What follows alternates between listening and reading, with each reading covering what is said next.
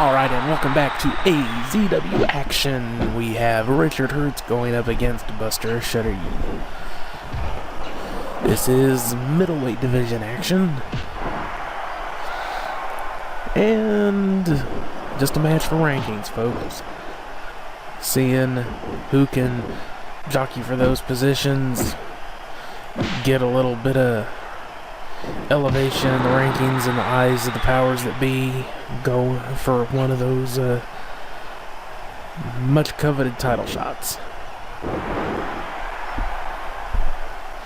And we've got Richard Hertz, the Olympic gold medal figure skater turned pro wrestler,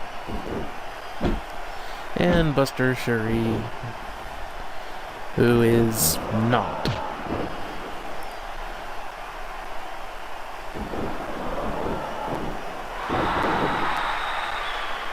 And there was a big ol' belly to backside suplex. And there's just not a whole lot to say about these two. Or, not much background information here. These two haven't had much interaction with each other, so there's no rivalries to report on. This is a match. Just a match for rankings. There's a lunge trying to take Buster down. Did not connect solidly, but another belly to backside suplex manages to put him on his back for a moment. A little bit of taunting there. Richard waving to the audience. Buster being Buster. Low blow. Getting started early with the low blows, it looks like. Snap suplex. Richard goes over. So, yes, during the match, I can go ahead and talk a little bit about Jugular January. In between calling the match, there's a tie up there. Good old-fashioned body slam. Buster gets a hold of him, rolls up, goes for a pin. 1, 2, only 2 count. So, Jugular January. We've got, of course, the finish of the Stalwart Division tournament is, of course, going to be the main event attraction for the show. Roughhouse Jolly taking on Wiz, Angry Video Game Nerd taking on Bootsy, Boomstick taking on Nostalgia Critic, and Wraith taking on Paul Venus, the Scottish Pocket Paul.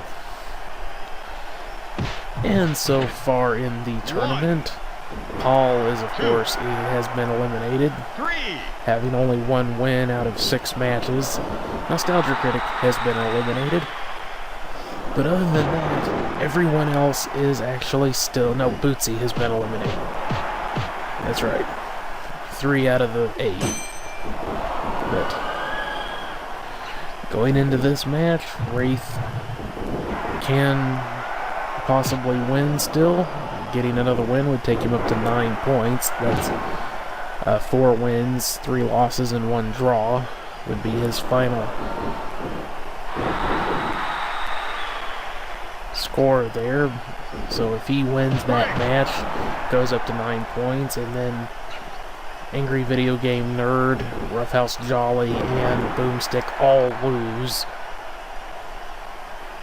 he would actually be able to win. But a lot of ifs in there. Wraith really he needs to win his match and then have all the others that he currently would be outpointed by or matched up with to lose. Or in the case of Angry Video Game Nerd, One. Damn, that was dangerous right there, folks. 3. Just 4. I've been watching the match. I'm not ignoring it. You know, you don't need me to do every single little bit of play-by-play, but man, oh man, that was wildly dangerous. Rich on the apron, Buster trying to nail him with a jumping, it looked like a jumping elbow shot from the top. Richard going for a suplex there, not getting it. Buster blocking. Axe handle smash onto the top of his head. Richard showing some serious tactical chops right there. Jumping down off the apron just as Buster came off the damn turnbuckle at him. Managed to avoid getting hit. Buster just kind of face planted onto the floor. Dumbass. Oh. Punch to the back there. So if Wraith and Angry Video Game Nerd both win their matches and Boomstick and Roughhouse Jolly, well, Boomstick and Wiz both lose. Because right now the standing is Boomstick and Wiz both have 4 wins. So if either of them were to win their match, none of the others can possibly win. Now, if they both win, Wiz is the winner of the tournament because he beat Boomstick in their match. Now, if they both lose, that means that we're going to be going to points more than wins. So if Roughhouse Jolly manages to win his last match, that'll take him up to 4 wins. Just seeing if anything interesting's going on in the match there. A little sleeper hold there. So Roughhouse Jolly can still win this. If he wins his last match, that'll take him up to 4 wins. In which case, if Wraith and, everybody else, again, he's in a situation where everyone else has to lose. But he can still win. Now, Angry Video Game Nerd, same situation as Wraith. 3 wins, 2 losses, 1 draw currently. If he wins, he goes up to 4 wins, which would tie him on wins, but that 1 extra point from the draw would actually let him win by points if Wraith loses. Now, if they both win, they will actually have to have a tiebreaker match because they drew against each other. Their match was declared a no contest, and they were given the 1 point for a draw because of interference.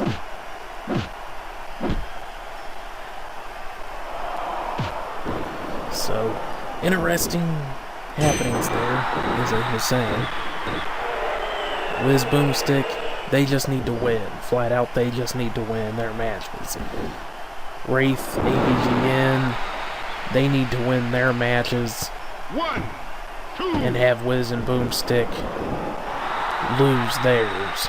Roughhouse Jolly needs to win his match and have AVGN, Boomstick, and Wraith all lose theirs matches. So, we will see what happens Saturday. Richard doing his little prancy prance and a low blow. Nasty. Getting a little brutal with each other. Oh, no leg sweep there. Buster showing off a little bit of that martial arts. So that is the finish for the Stalwart Division tournament. We also have a women's title defense. Renee taking on Hout, who won in that number 1 contender match. Benny Hanna taking on Larry for the Stalwart title. Triple X getting a rematch against Acid Heads after the mishap that saw his shoulder get dislocated. last month. And Cabal is taking on Jackie Fish for the heavyweight title. Jackie Fish, newcomer onto the AZW scene, another Total War YouTuber, YouTube gamer that I've brought into eFed World because I wanted to. If you enjoy strategy games, go ahead and go check him out, along with some of the others that are here in AZW eFed World. And what the hell is Buster doing? He's going up top and oh! I don't know who that would have hurt more. Coming down, looked like he hit him right on his shoulder. Came down right on his shoulder. That would have just jacked himself up. It would have hurt like hell, both of them. That's crazy. These guys are nuts. They're willing to break their own bones and batter their own bodies to get a win. Insanity. Shoots in with the elbow. Does not hit it. Sitting on bar. But gets into the ropes. Richard looking like he might have been signaling for his finisher there, but Buster not letting him get it. Lunge doesn't connect. Drop kick does. Gets hold of him. Ooh. Hit right into the turnbuckle. Maybe the ring post. Ouchie. 3, 4, 5. Whipped into the table. 6, 7, 8. Buster got up on the table. Looked like he was kind of trying to get away from Rich there, but Rich just pulled him right down off the damn thing. And Princey.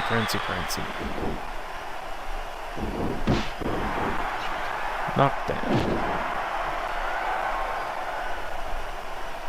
So anyway, going back to the jugular January, Jackie Fish, we like to give our newbies a bit of a trial by fire. He has had a few dark matches, made his on-show debut at the 40-man 400th video special.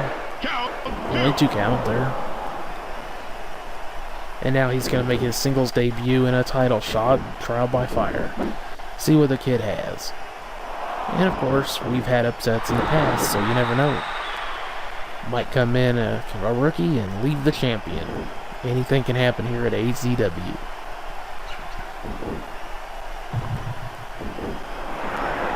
And there is a sleeper. Good old-fashioned sleeper hold. Oft used by many wrestlers. Finisher, I believe Roddy Piper used it as his primary finisher for a long time. Good old Rowdy. Good old Roddy Piper.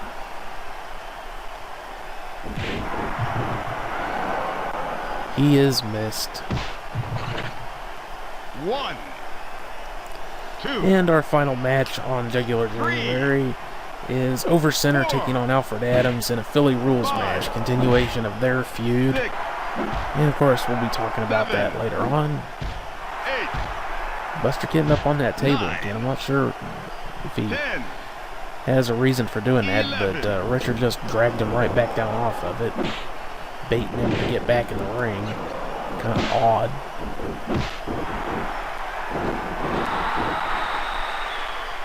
Prancy.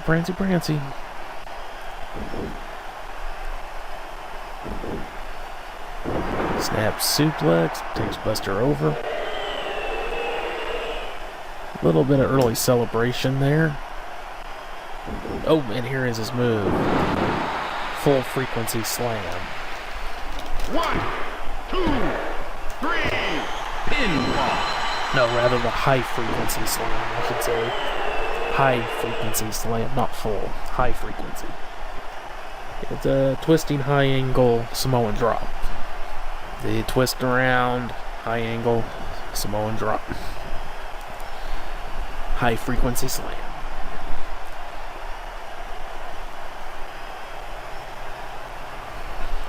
And there is the match, folks. Yeah, not the most exciting match we've had. Pretty good, though. There's not a whole lot to say about it other than what was going on in the ring. But sometimes that's just the way it is. There's got to be matches for rankings. Not every match needs a damn story, you know. Boxing matches don't need any damn story. Yeah. So, as always, take that like button, pick it up over your head, and just choke slam that sumbitch to hell for me. Leave your comments, any suggestions you have, constructive criticism. Subscribe so you know when AZW has new videos come up, and share the video with your buddies that like pro wrestling. They might get a kick out of it. A little bit of entertainment and fun. And we'll see you on the next one, folks. Bye-bye.